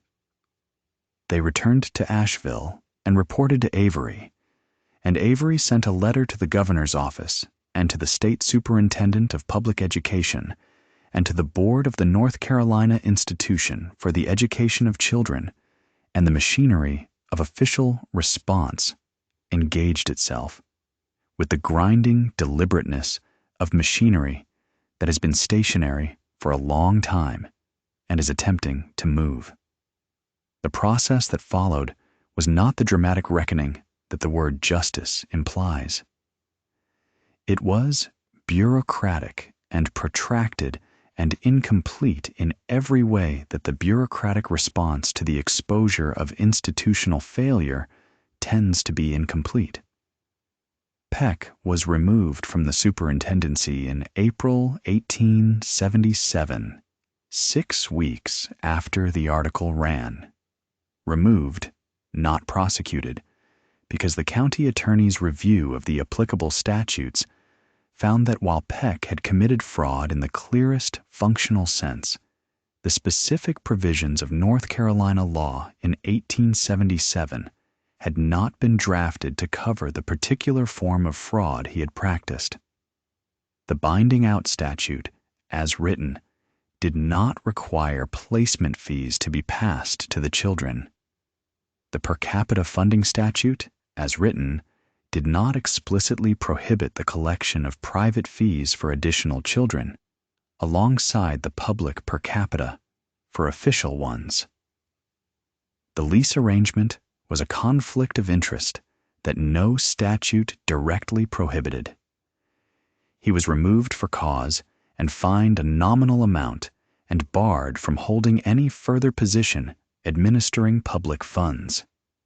He returned to his previous occupation as a clerk and lived in Asheville for another 14 years, and died in 1891 without having faced any criminal consequence for the 6 years during which 2 children died in his institution of preventable malnutrition, and dozens more were sold into labor without legal protection. This was the resolution. It was inadequate. It was the resolution available. The orphanage itself was not immediately closed.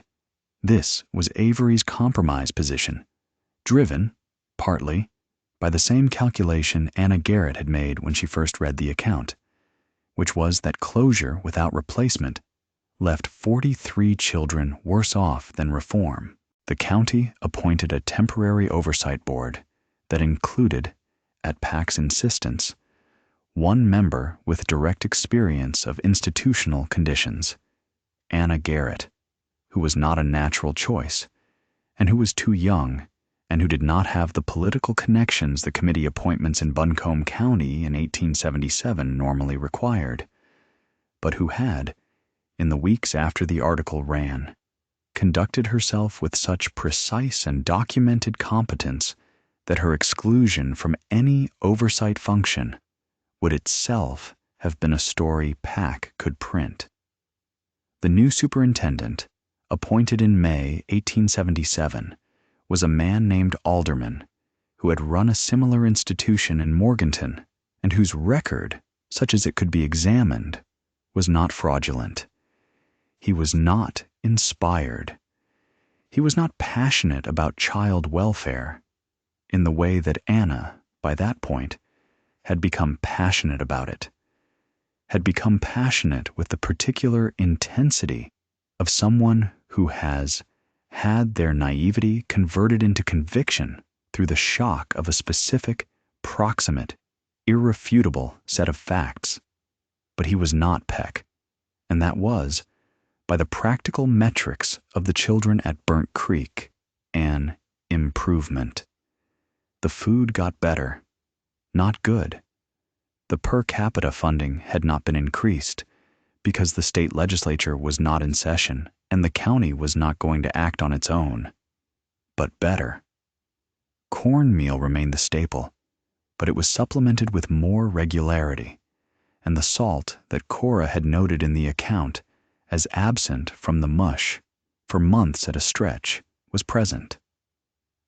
The dormitory was inspected and found to require repairs that had not been made in years, and the repairs were made slowly over the summer.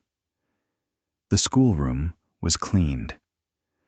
Cora watched all of this with the same careful attention she had always paid to the institution's operations, and she documented it in the account.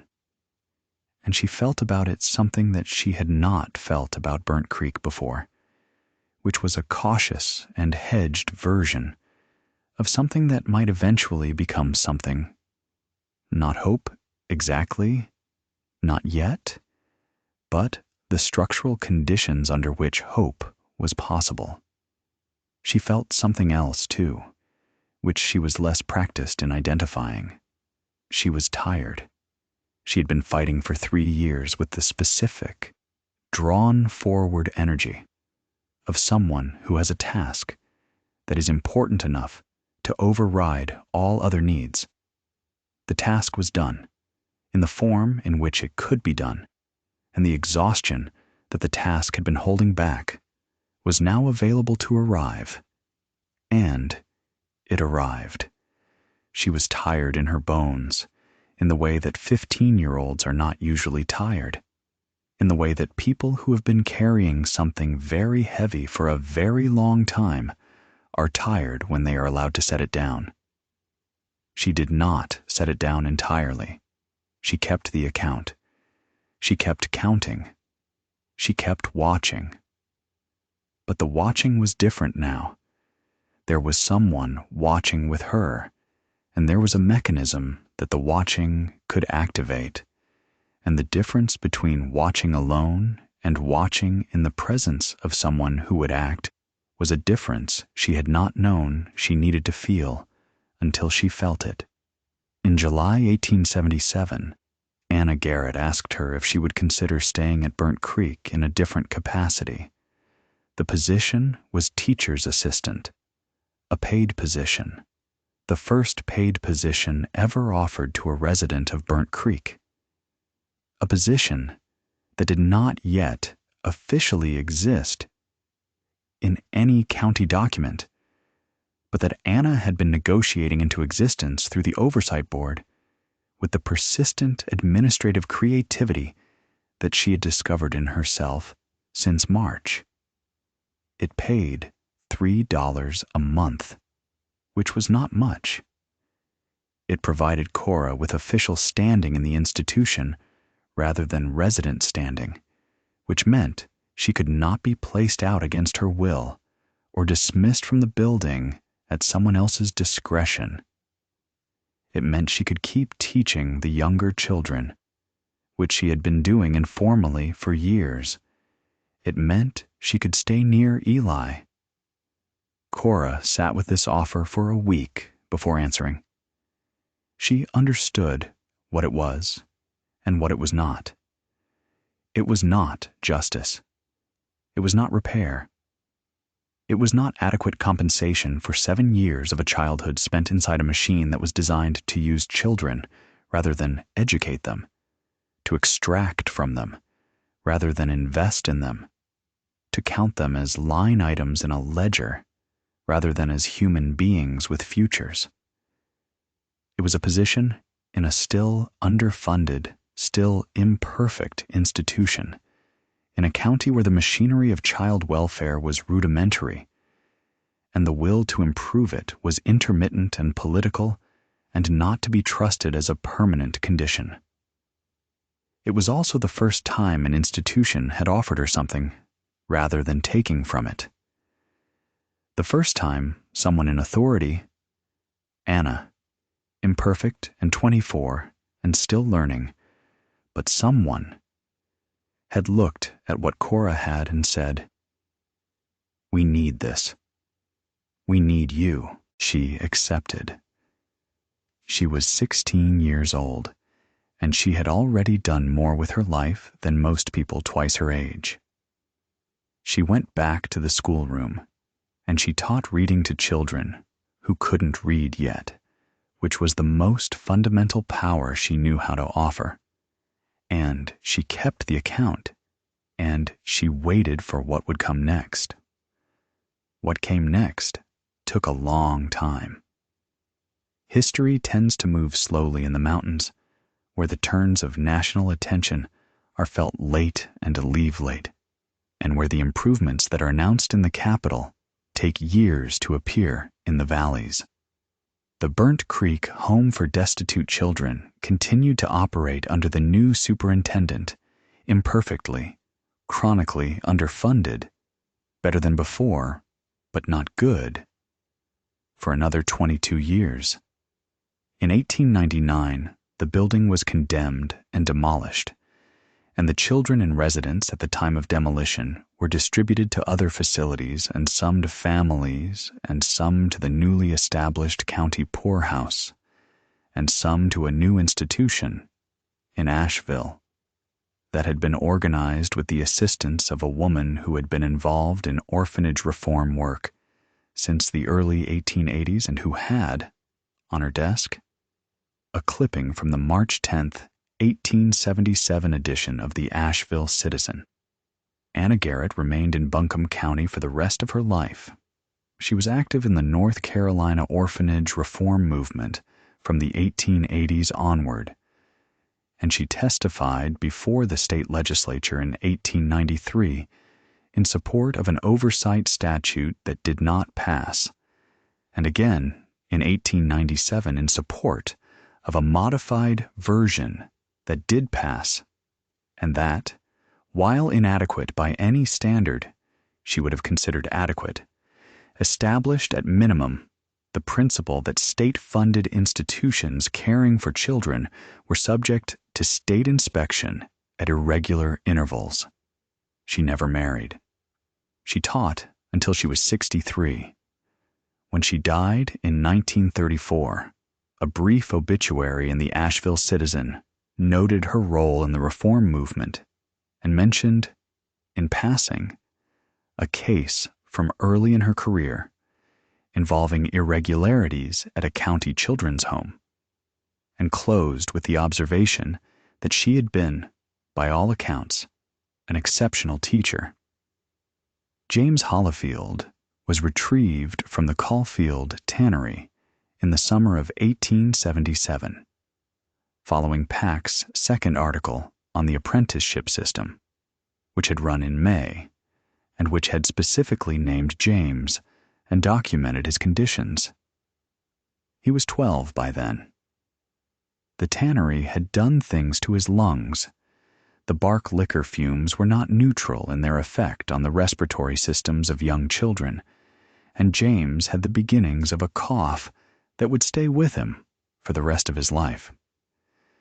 He was returned to Burnt Creek under the new superintendent, and was, the following year, placed with a farming family in Henderson County who had specifically requested a boy with animal experience. They were decent people. James worked their farm and eventually took it over and died on it in 1944 at the age of 78. He never spoke publicly about the tannery.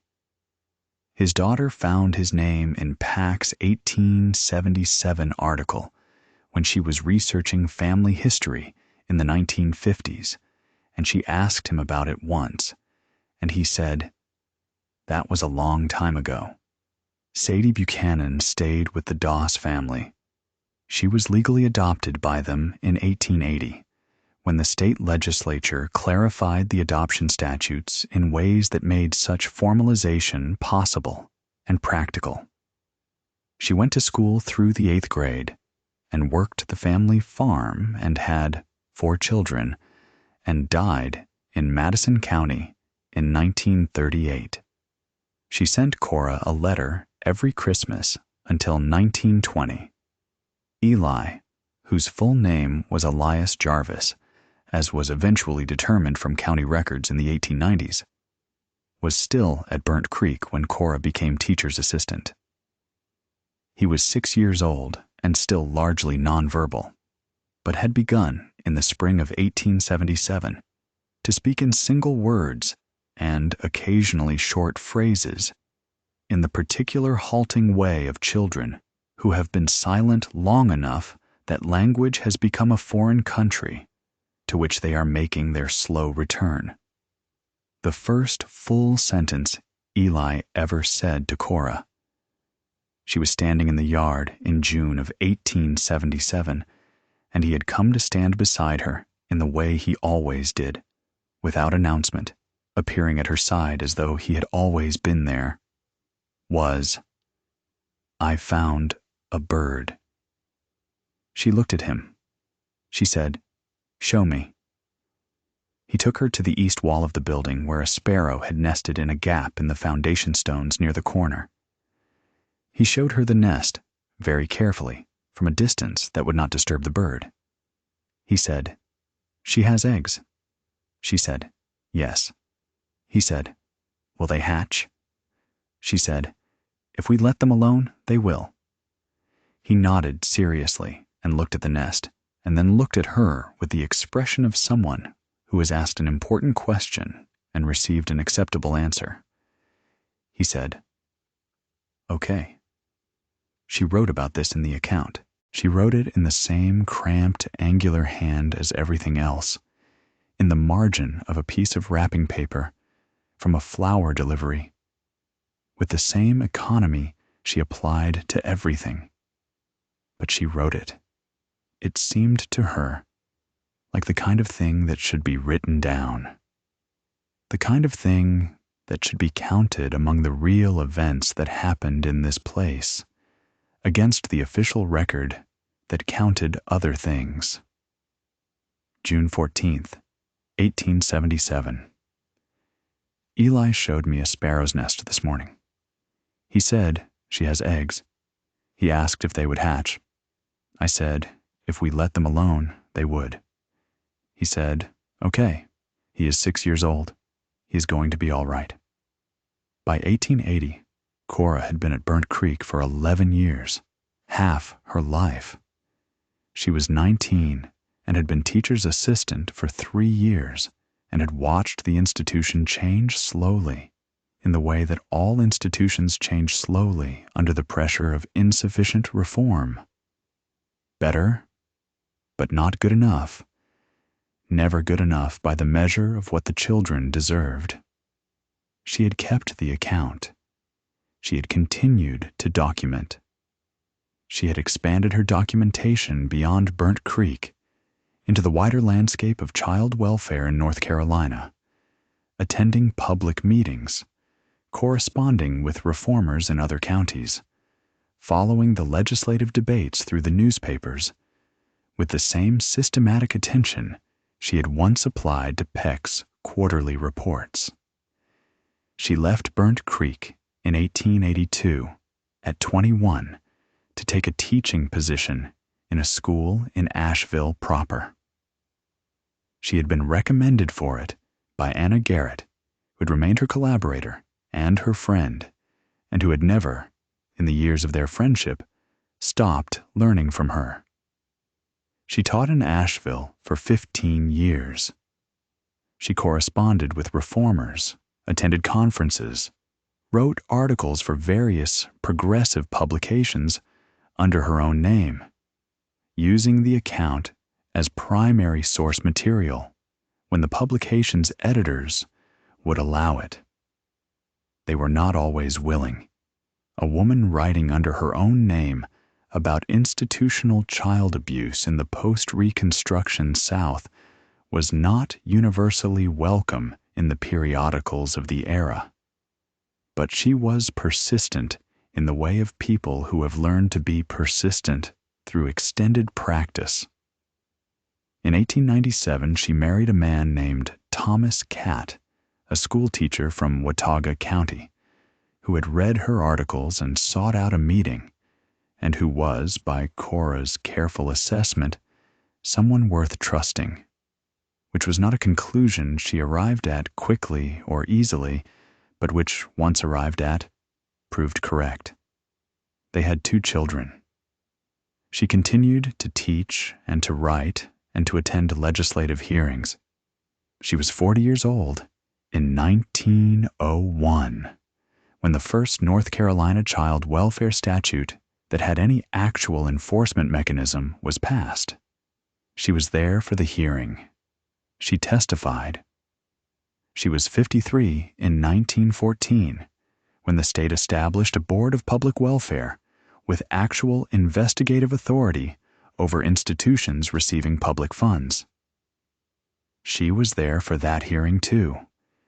She was known by then in the circles where child welfare legislation was debated and shaped as a woman whose specific authority came from a specific source, the account which she had carried with her from Burnt Creek, which she still had, the same pages in the same cramped handwriting on the same scraps of newspaper margin and supply crate paper, yellowing now but legible, the record of what a child had seen and refused to let be unseen. She was 59 years old in 1920, and the North Carolina General Assembly was considering a bill, House Bill 247, the Child Welfare Protection Act, that would establish mandatory regular inspections of all children's institutions in the state, create enforceable standards for nutrition, housing, and education, prohibit the binding out of children under 14, and require that any private fees collected in connection with child placements be paid to the child upon their majority. It was a good bill. It was not a perfect bill. No bill is. But it was specific and enforceable, and it had sufficient legislative support to pass if the hearing went well. Cora had been asked to testify. She sat before the General Assembly in January of 1920 with the account on the table in front of her, the pages that were now 44 years old, and she thought about what to say and how to say it. She was a composed woman by 59. She had always been composed. Composure was one of the first things she had learned at Burnt Creek, the composure of someone who cannot afford to let what she feels be visible to the people who would use it against her. But now, the composure was of a different kind. It was the composure of someone who has nothing to prove and nothing to protect, except the facts. She was not afraid of this room, or these men, or their political calculations. She had been in rooms full of political calculations since she was 15 years old, and she knew what they were and how they moved, and where their soft places were. She had thought, sitting down, about which entry to read. She had many entries she could have read. Entries that documented the food budget in mathematical detail. Entries that named the children sent out and cataloged their conditions as best she had been able to determine them. Entries that described the deaths of Thomas Rowe and Pearl Hensley with the same precise economy she had applied to everything. Any of these would have served. But she chose the one she always came back to, the one she had carried in her mind since March of 1876, because it was the shortest and because it contained everything. She said, "I have been keeping this record since I was 14 years old. I began keeping it because I was afraid that if I did not, the things I was seeing would simply not exist, that they would happen, and nobody outside would know they happened, because nobody outside was looking. I kept it through 2 failed attempts to get it to someone who could act on it, through years, when I had no reason to believe anyone would ever read it, through the years after it was used and published and contributed to the removal of one superintendent and the partial reform of one institution. I kept it because the things in it are true, and because I believe that true things, even the worst true things, deserve to be recorded." She paused. She said, "I want to read you one entry. It is not the most detailed entry. It is not the entry with the most specific evidence. It is 17 words." She found the entry. It was on the 4th page, in the middle of a page, in handwriting that was smaller and more cramped than the writing around it, because she had been running out of space. She read it. March 14th, 1876. James was taken today. He cried. Mr. Peck told him to be a man. James is 10. She looked up. She said, "James Hollifield is alive. He is 54 years old. He farms in Henderson County. He has grandchildren. He does not need this bill to pass." He got out. But there are children today in institutions in this state who are the same age James was when this entry was written, and they are eating what James ate and sleeping where James slept. And the quarterly reports filed about them contain the same arithmetic that the quarterly reports filed about James contained. Accurate in what they state and completely misleading about what they omit. The bill before you today would change that. The inspection requirements and the nutritional standards and the prohibition on binding out children under 14. These provisions would have protected James in 1876. They will protect children today. I am asking you to pass this bill." She sat down. The General Assembly of North Carolina passed House Bill 247 on February 3rd, 1920. The vote was 67 to 29 in the House and 31 to 12 in the Senate. Governor Thomas Bickett signed it into law on February 12th, 1920. The Burnt Creek home for destitute children was demolished in 1899. The site was cleared, and the creek ran past it the way it always had, rust red from the iron ore in the banks, and the valley filled in the decades that followed with the regular growth of the mountains, second growth forest and pasture, and the particular silence of a place where something happened that is no longer marked. No historical marker stands on the site. Cora Presley Catt died in 1941 at the age of 80 in Asheville, North Carolina.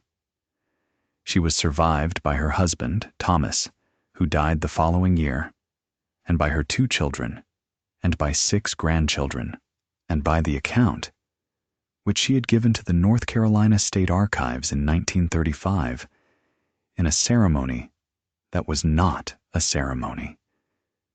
She had simply brought it to the archivist's office in a brown envelope and set it on the desk and explained what it was and asked that it be preserved. The account is held in the North Carolina State Archives, cataloged under Miscellaneous Children's Welfare Documents. Box 14, Folder 7. The catalog entry reads, Presley, Cora, Private Record of Conditions, Burnt Creek Home for Destitute Children, Buncombe County, North Carolina, 1874 to 1877. Handwritten on newspaper and paper scraps. 31 pages. Donated 1935. It has been checked out 11 times in 120 years. The last person to check it out was a graduate student in history at the University of North Carolina, working on a dissertation about child welfare reform in the post-Reconstruction South. She requested it through the archive's reading room procedures and was handed it across a table by a curator wearing cotton gloves, because paper of that age requires cotton gloves and careful handling. She read through it in a single afternoon. She noted the cramped, angular handwriting. Practical, not ornamental. The handwriting of someone who learned to write without being taught, and whose writing therefore had only the purpose of writing and none of its social performance. She noted the careful brevity of the entries. She noted the specific, precise particulars, the names, the dates, the numbers that could be checked against the official record. She noted the places where the tone shifted. Barely, just enough. The entry about Eli and the sparrow, written in the same hand, but with something in the compression of the words that was different from the accounting-style entries around it. She was 28 years old, which was younger than Cora had been when she testified before the legislature, and older than Cora had been when she started the account. She sat with it for a while after she was done reading.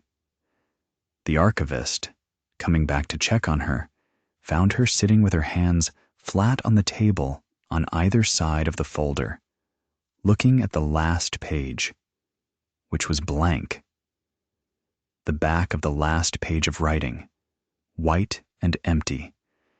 The end of what Cora had needed to record, and the beginning of everything that came after. The archivist said, "Are you finished?" She said, "Yes. Thank you." She sat for another moment. She said, "How many people have looked at this?" The archivist checked the checkout log. He said, "You're the 11th." She said, "In how long?" He said, "The donation was in 1935, so 85 years." She was quiet for a moment. She said, 11 people in 85 years.